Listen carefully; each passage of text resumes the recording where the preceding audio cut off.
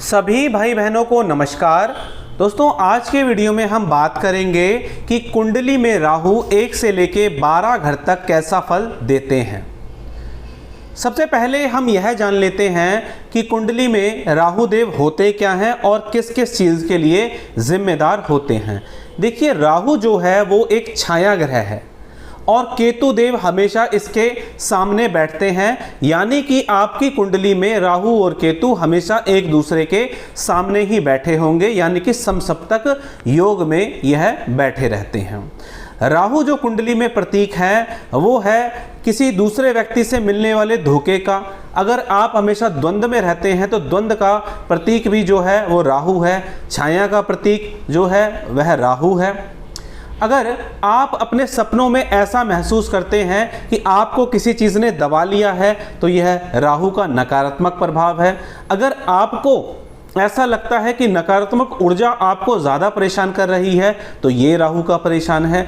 अगर आप अपने जीवन में आने वाली ऐसी समस्याओं को नहीं पहचान पाते जिनका ना तो कारण पता चलता है और ना ही निवारण पता चलता है तो आप राहु के नकारात्मक प्रभाव में हैं। और अगर आपकी बुद्धि बहुत तीक्ष्ण काम करती है, पैसा कमाने का आपको कोई ऐसा जरिया पता चल गया है जिससे आप 1-2 साल में ही करोड़पति बन जाते हैं, तो ये भी राहु का एक पॉजिटिव परिणाम ही है।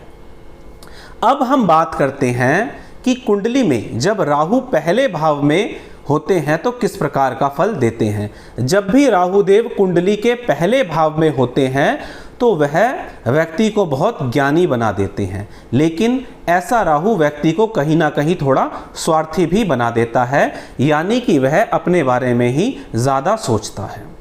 ऐसा व्यक्ति हमेशा द्वंद्व की स्थिति में रहता है, यानी कि जब भी उसे किसी काम को करना होता है तो वह यह नहीं सोच पाता कि इस काम को करे या ना करे। और ऐसा होने के कारण उसे अपने जीवन में जब कोई इम्पोर्टेंट डिसीजन लेना होता है तो किसी न किसी व्यक्ति से सलाह ज़रूर लेनी चाहिए। और जो इनके यार दोस्त होते हैं, यानी कि घर परिवार के लोग होते हैं, वो इन्हें कभी पूरी तरह नहीं समझ पाते, क्योंकि ये बोलते कुछ हैं और इनके मन में कुछ और चल रहा होता है, जिसके कारण से इनके आसपास के लोग यह समझ नहीं पाते कि आखिर ये व्यक्ति किस प्रकार का है। सामने वाला व्यक्ति उसके लिए एक पहेली बन जाता है, क्योंकि यहाँ से राहु देव अपनी सप्तम दृष्टि डालते हैं सप्तम भाव पर, जिसके कारण से इनके जीवन साथी से बहुत अच्छी नहीं बनती और सरकारी क्षेत्रों से कहीं ना कहीं इन्हें किसी न किसी प्रकार की परेशानी होती ही रहती है। अब हम बात करते हैं दूसरे घर में अगर राहु हो तो किस प्रकार की दिक्कतें या सहूलियत किसी व्यक्ति को होती है। दूसरा घर होता है वाणी का, आपके कुटुंब का। ऐसे में व्यक्ति की जो वाणी होती है वो मधुर नहीं होती, ऐसा व्यक्ति कटुभाषी होता है। ऐसे लोगों के बोलने के कारण सामने वाले व्यक्ति को बुरा लग जाता है, क्योंकि इनकी भाषा में किसी न किसी प्रकार के अपशब्द या ये गाली गलौज भी कर देते हैं, जिसके कारण सामने वाले व्यक्ति को बुरा लग जाता है और इसी कारण से इनके रिश्ते बिगड़ते हुए चले जाते हैं। जिन भी भाई बहनों का राहु दूसरे घर में है उनसे मैं यह प्रार्थना करूंगा कि वो अपने बोलने चालने के व्यवहार में थोड़ी मधुरता लाएं, ताकि इनके जीवन में सब अच्छा होता हुआ चला जाए। धन संबंधित मामलों की बात करें तो धन कभी इनके पास काफ़ी ज़्यादा आ जाता है और कभी कंगाली वाली स्थिति भी छा जाती है। तो इनके जो ऐसे खर्चे होते हैं जो इन्हें नहीं करने चाहिए, उन पर इन्हें लगाम लगाकर रखनी चाहिए। ऐसे लोग अधिकतर नॉनवेज खाने के शौकीन होते हैं, मांस मदिरा खाने के शौकीन होते हैं। ऐसे कोई भी पदार्थ जो किसी न किसी प्रकार के मादक नशीले पदार्थ होते हैं, उनका किसी न किसी प्रकार से ये लोग सेवन करते हैं। अगर जीवन में समस्याएं आ रही हैं तो इन्हीं सब चीज़ों को सुधारिए, यानी कि आप मांस मदिरा मत लीजिए और अपनी भाषा में थोड़ी मधुरता लाइए। ये राहु आपको बुरे प्रभाव देना बंद कर देगा। अब हम बात करते हैं कि कुंडली में जब राहु तीसरे घर में यानी कि तीसरे भाव में स्थापित होते हैं तो क्या करते हैं। देखिए, तीसरे घर में राहु बहुत ही अच्छे परिणाम देते हैं। ऐसा व्यक्ति निडर होता है, मतलब किसी से बिल्कुल भी डरता नहीं है और अपने जीवन में आने वाली समस्याओं का समाधान करने में सक्षम होता है। ऐसे लोगों की आदतों के कारण बहुत से लोग इन्हें फॉलो करते हैं, यानी कि इनके फॉलोअर्स बहुत ज़्यादा होते हैं। ऐसे लोगों के जीवन में हर प्रकार की सुख सुविधा होती है, यानी कि भूमि की, वाहन की, हर प्रकार की लग्जेरियस लाइफ ये जीते हैं। लेकिन यह राहु दाम्पत्य जीवन को कुछ हद तक खराब कर देते हैं। इसीलिए अपने जीवन साथी के साथ अच्छे से व्यवहार करें ताकि आपका दाम्पत्य जीवन भी अच्छा बना रहे। अब हम बात करते हैं चौथे घर के राहु के बारे में। जब भी राहु चौथे घर में होते हैं तो चौथे घर के जो राहु होते हैं, ऐसे में व्यक्ति खुद भी धार्मिक होता है और इनकी माता भी आपको धार्मिक ही मिलेंगी। लेकिन इनकी जो माता होती है उन्हें किसी ना किसी प्रकार का रोग लगा रहता है, जिसके कारण से स्वास्थ्य संबंधी जो समस्याएं होती हैं वो इनके जीवन में चलती रहती हैं। और इनके परिवार में जिस घर में ये रहते हैं उसमें किसी ना किसी प्रकार से लड़ाई झगड़ा होता रहता है, क्योंकि आपस में लोग एक दूसरे से प्रेम नहीं करते, यानी कि प्रेम का अभाव देखा गया है। काम को एक दूसरे के ऊपर टालते रहते हैं और अधिकतर काम को लेके इनके घर में झगड़ा रहता है और घर में कहीं ना कहीं किसी प्रकार की टूट फूट या किसी प्रकार की सीलन इनके घर में आ रही होती है। तो जो भी समस्याएं मैंने बताई, अगर आप इनको ठीक कर लें तो यह राहु आपको बुरे प्रभाव देना बंद कर देगा। अब हम बात करते हैं जब राहु पंचम भाव में स्थित होते हैं तो किस प्रकार के फल देते हैं। ऐसा व्यक्ति जो होता है कुटिल बुद्धि वाला होता है, यानी कि ऐसा नहीं है कि इसमें बुद्धि नहीं होती, वह ज्ञानी होता है। ऐसे बच्चे जो अभी स्कूल या कॉलेज में पढ़ रहे हैं उन्हें आशिकीबाजी से बचना चाहिए, क्योंकि इस कारण से राहु आपका जो पढ़ाई का जीवन है उसमें किसी ना किसी प्रकार की रुकावट डाल देता है और आपके जीवन में पढ़ाई स्टॉप हो जाती है या उसमें किसी ना किसी प्रकार की रोक टोक लग जाती है। ऐसे में राहु गैस की समस्याएं, पेट से संबंधित कुछ ना कुछ समस्याएं ऐसे व्यक्ति को दे देता है। ऐसी महिलाएं जो अपने जीवन में बच्चे प्लान कर रही हैं उनके जीवन में किसी न किसी प्रकार से मिसकैरेज या अबॉर्शन दे देता है।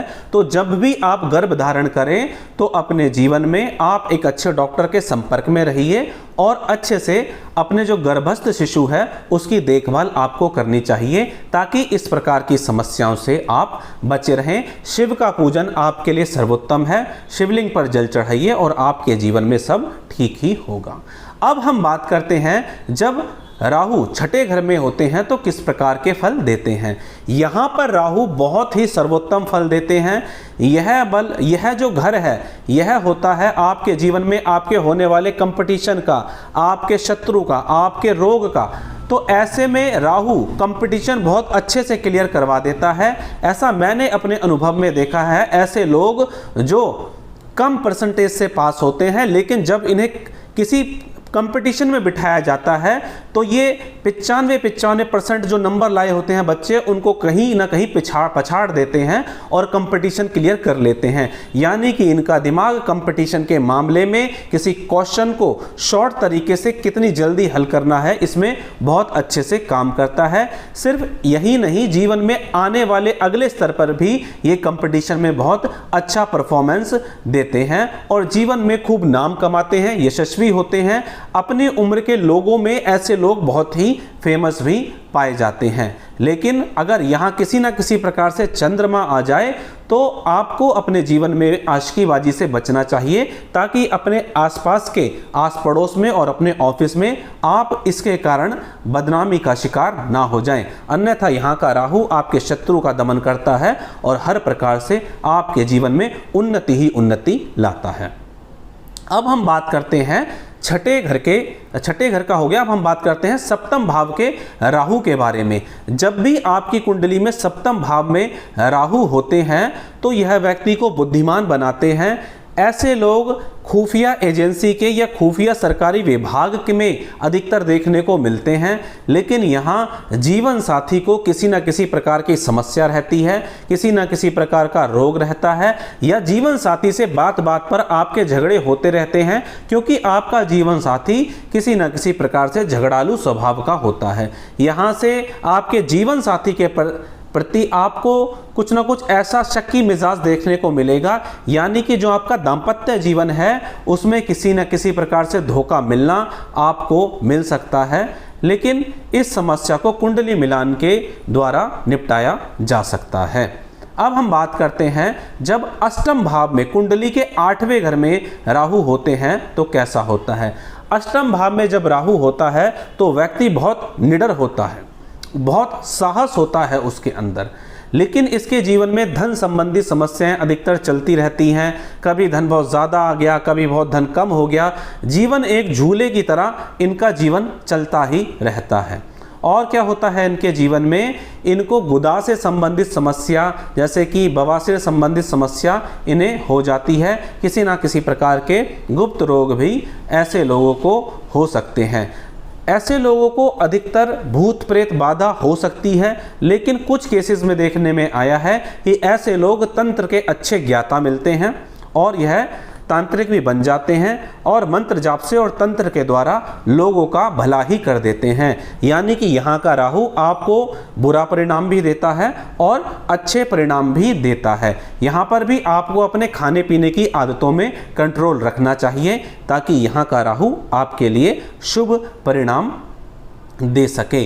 अब हम बात करते हैं 9वें घर के राहु के बारे में। जब नवम भाव में राहु देव होते हैं तो यहाँ जो राहु होते हैं वह व्यक्ति को धर्म और कर्म में विश्वास करने वाला नहीं बनाते हैं। ऐसा व्यक्ति थोड़ा आपको अधिकतर लॉजिकल अधिक देखने को मिलेगा और धर्म कर्म में वह कम विश्वास लगता है। पिता के लिए ऐसा राहु कष्टकारी होता है। ऐसा देखने में आया है, ऐसे बच्चे के जन्म के साथ ही या जन्म के समय पिता को कुछ ना कुछ दिक्कत अधिकतर देखने को मिलती है। तो ऐसे भाई बहनों को अगर नवम भाव में राहु है तो आप थोड़ा धार्मिक बनिए ताकि आपके जीवन में जो चीज़ें हैं बिल्कुल बैलेंस हो जाएं और आपको राहु के अच्छे परिणाम मिल सकें। अब हम बात करते हैं 10वें घर में जब राहु होते हैं तो किस प्रकार के परिणाम आपको देखने को मिलते हैं। 10वें घर का राहु आपको अपने जीवन में बहुत ही अच्छे परिणाम देता है। 10वें घर के राहु के बारे में कहावत है, दुनिया राहु 10 में और दुनिया आपके वश में, क्योंकि यहाँ से राहु दशम भाव को, अपनी पंचम दृष्टि से द्वितीय भाव को और अपनी सप्तम दृष्टि से चौथे भाव को कंट्रोल करते हैं। यानी कि यहाँ से ये आपको भूमि, वाहन, लग्जरी गाड़ी का, वाहन का और अच्छे घर का सुख तो देता ही देता है, साथ में बहुत बड़े अधिकारियों से आपके संबंध बनाता है और ऐसे लोग खुद भी बहुत ऊंची पोस्ट तक जाते हैं। अधिकतर ऐसे लोग राजनेता बन जाते हैं या उच्च अधिकारी बन जाते हैं और इनके नीचे काफ़ी सारे लोग काम करते हैं। यानी कि यहाँ के राहु आपको अच्छे परिणाम देते हैं। अब हम बात करते हैं कुंडली के जब 11वें भाव में राहु स्थित होते हैं तो किस प्रकार के परिणाम आपको देते हैं। देखिए, जब भी किसी भी कुंडली के तीसरे, छठे और 11वें भाव में ये राहु स्थित होते हैं तो अधिकतर अच्छे परिणाम ही देते हैं। और किसी भी कुंडली के 11वें भाव में जब कोई भी ग्रह होता है तो वो उसे अच्छा परिणाम ही देता है। यहाँ के राहु वाला व्यक्ति समझा जाता है कि अपने जीवन में चांदी का चम्मच लेके पैदा हुआ है, या तो ऐसा बच्चा किसी ऐसे परिवार में जन्म लेता है जहाँ पहले से ही सारी सुख सुविधाएं थी, नहीं तो ये अपने बाहुबलों से इतना धन अर्जित करता है कि अपने जीवन की हर इच्छा को पूरी कर लेता है। हर भौतिक सुख सुविधा को ऐसा बच्चा पूरी कर लेता है और जीवन में हर प्रकार से विजय ही विजय प्राप्त करता है। ऐसे लोगों को अपने पिता के साथ चलना चाहिए और उनकी सलाह माननी चाहिए। अब हम बात करते हैं 12वें घर के राहु के बारे में। जब भी कुंडली में 12वें घर में राहु होते हैं तो ऐसे व्यक्ति की जो बुद्धि होती है वो थोड़ी इस प्रकार की से हो जाती है कि वह अपने आप को सर्वोपरि समझने लगता है, लेकिन ऐसा होता नहीं है। वो जीवन में ऐसी ऐसी योजनाएं बनाता है जिन पर वह काम नहीं कर पाता, जिसके कारण उसे व्यवसाय में, उसकी नौकरी में कुछ ना कुछ नुकसान ही देखने को मिलता है और जिसके कारण से उसे परेशानी उठाने को मिलती है। ऐसे व्यक्ति के शरीर में कभी कभी पानी की कमी भी हो जाती है, इसीलिए इन्हें भरपूर मात्रा में अपने जीवन में पानी का सेवन करना चाहिए। लिक्विड डाइट इन्हें लेते रहनी चाहिए। यहाँ राहु अगर चांडाल दोष का निर्मित कर दे तो बच्चे की पढ़ाई भी अधिकतर अधूरी रह जाती है या पढ़ाई का लाभ उसे किसी न किसी प्रकार से नहीं मिल पाता। यानी कि वो एक प्रकार से सेक चिल्ली वाले सपने देखने लगता है। लेकिन अगर यहाँ ऐसा राहु है और बच्चा धर्म कर्म में है या आप उसे पहले से ही धर्म कर्म सिखाते हैं तो कहीं ना कहीं इसके जो परिणाम है कम हो सकते हैं। और ऐसे में नॉनवेज खाने से बचना चाहिए, दारू पीने से बचना चाहिए। ऐसे लोगों की संगत जो होती है थोड़ी नीच प्रकार के लोगों से होती है, इसीलिए ऐसे लोगों से बचना चाहिए जो नीच कर्म में लिप्त हैं, यानी कि जो पहले से ड्रग्स लेते हैं, दारू पीते हैं या किसी न किसी प्रकार से गलत काम करते हैं, तो ऐसे लोगों से इन्हें बचना चाहिए। अधिकतर यहाँ का राहु इनकम जो होती है आपकी उससे कहीं अधिक खर्चे भी करा देता है, तो आपको अपनी इनकम में और अपने खर्चों में थोड़ा सामंजस्य बिठा के रखना चाहिए ताकि आपको अपने जीवन में समस्याएं ना देखने को मिलें। तो दोस्तों आज हमने बात करी कुंडली में 1 से लेके 12 घर तक जो होते हैं उनमें राहु देव कैसे परिणाम देते हैं। वैसे जब भी राहु के साथ कोई अलग ग्रह आ जाएगा, यानी कि जैसे चंद्र आ गया, मंगल आ गया, तो इनके जो प्रभाव है आपको देखने को बदल जाएंगे। या जब भी किसी ग्रह की दृष्टि पड़ेगी तो कुछ ना कुछ बदलाव कुंडली में ज़रूर पड़ेगा।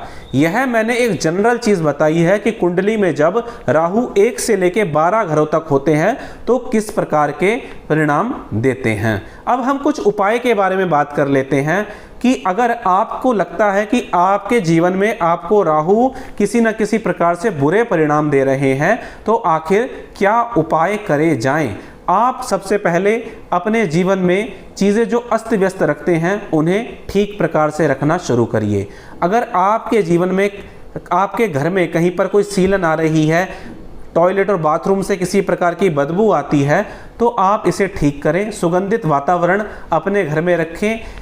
जो लोग बहुत ज़्यादा चीख चिल्ला के बात करते हैं, अपने इस स्वभाव पर आप ज़रूर कंट्रोल करें और शिव जी के या हनुमान जी के किसी बीज मंत्र का जाप ज़रूर करें। कम से कम 15 मिनट से लेकर 1 घंटे तक जाप आप ज़रूर करें और उन्हें समर्पित कर दें। आप देखेंगे जो राहु आपको बुरे परिणाम दे रहे थे वो अब नहीं देंगे। और ऐसा शिवलिंग जिसके ऊपर नागदेव स्थापित होते हैं, वहाँ पर एक स्टील के लोटे में थोड़ा सा कच्चा दूध मिलाकर सोमवार को अर्पित करें। अगर आपके पास समय है तो रोज़ अर्पित करें और आप देखेंगे कि आपको इसके बहुत ही अच्छे परिणाम देखने को मिल रहे हैं।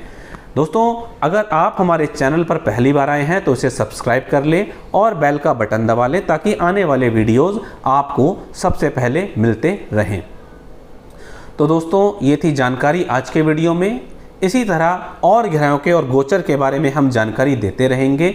तब तक के लिए जय श्री राम।